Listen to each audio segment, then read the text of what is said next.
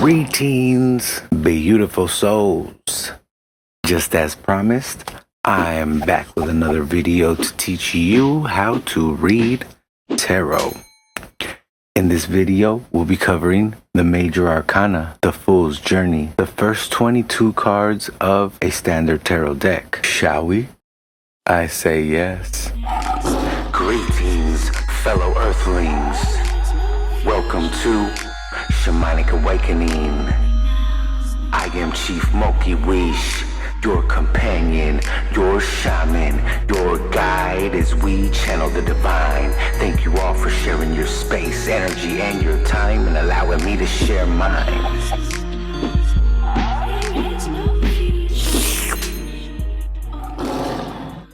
Alrighty, my friends.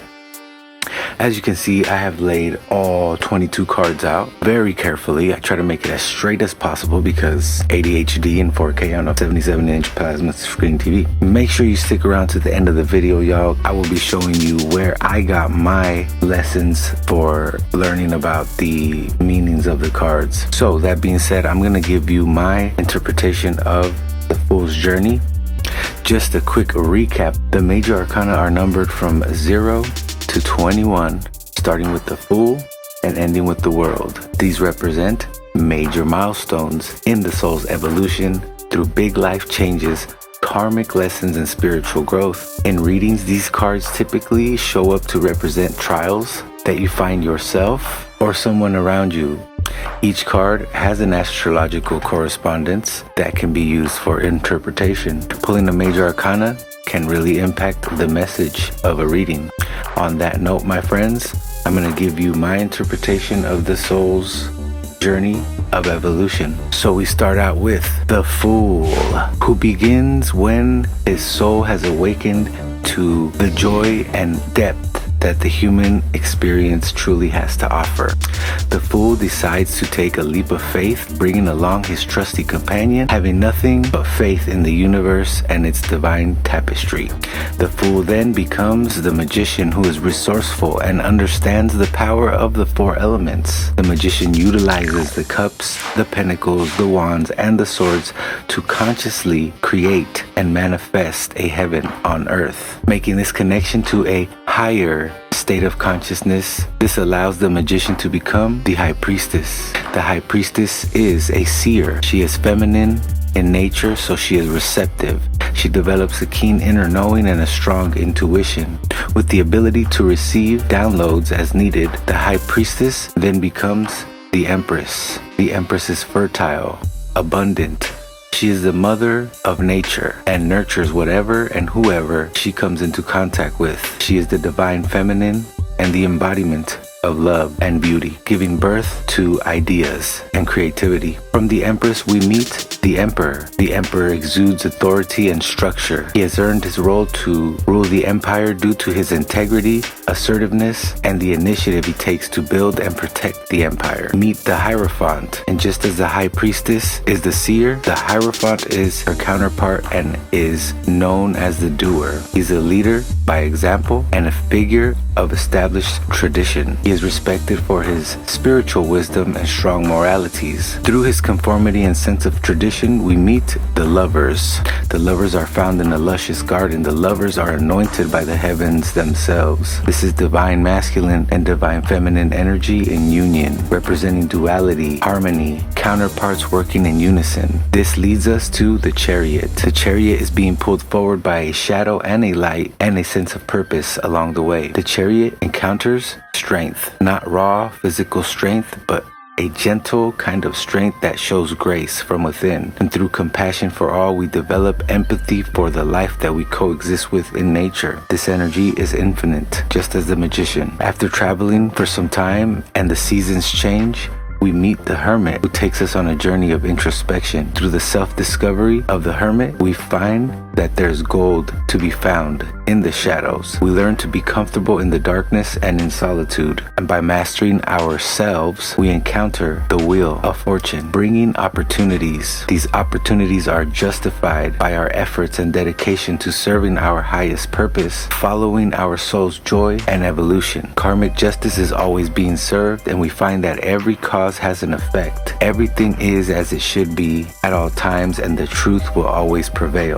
Instead of resisting, we find it is much more peaceful to surrender, which brings us to the Hanged Man. By surrendering, we gain enlightenment through different perspectives, and in the eyes of the Hanged Man, we find that there is beauty in death. We realize that death is not an ending, but rather a transformation of the soul's energy, and the energy is infinite, transcending from the human experience. We then earn our wings. We develop our temperance through surrendering to the divine source, and we are blessed by the Almighty Divine as long as we stay on the tempered path. And naturally, we encounter the fallen angel himself, and seeing this as an opportunity to sow chaos and disrupt God's plan, the devil appears with an offer. The devil is persuasive and has only one goal, and that is to bind us to our desires. By chaining us to the very thing that brings us joy, the devil's mission is to dismantle those who walk in the light. He can entice even the tempered soul through addictions and insecurities. Seeing a need for a new beginning, God himself smites the very tower that was built on a faulty foundation by the lovers. The foundation was built by excessive behavior and the need for external approval. The lovers come falling down due to a lack of discernment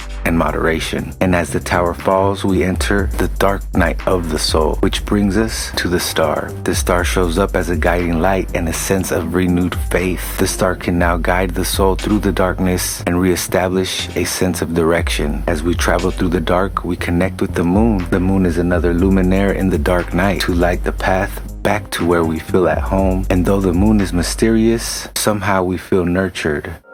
That's why I love the moon. And it is always darkest before the dawn. The sun appears to shine and rejuvenate the soul. Through the sun's energy, we feel a sense of renewal and growth. This is when we come into full self-awareness and the trumpets from heaven sound. It is time to answer our highest calling, the calling to serve our highest purpose on earth, to be ourselves completely and unapologetically, to carry ourselves with a sense of wholeness, knowing that we are complete and perfect with all of our imperfections. You came to experience this world as a human in all of its density. Your true test is to become the best version of yourself for your highest good and the highest good of all. And just like that, the world has brought us to this very moment, to our soul's evolution. You came to do one thing, my friend, and one thing only, and only you can do it, and that is to be yourself. Nobody else can be you.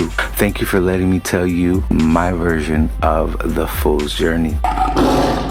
Alrighty, my friends, well, thank you so much for sticking around to the end of the video. If you did, just like I promised, I'm going to share a helpful resource that I used when I first started reading. When I first started reading, I found this awesome website called Labyrinthos. We have these cheat sheets here put together by the wonderful folks at Labyrinthos, and this will take you through each major arcana and give you all of the symbology, what planet, what element, yes or no, give you every meaning of it in general, love, career, finance, feelings, actions. So this is a very helpful resource right here if you want to really learn in depth, because I'm basically giving you a crash course. I'm not really going in depth at all. I'm just telling you how I read it, what it represents to me. There it is, folks. Labyrinthos.co. You can find it in the description down below. And on that note, my friends, may the light find you all well. Namaste, stellar. Be good to yourselves and be good to others, my friends. And I'll see you on the next one.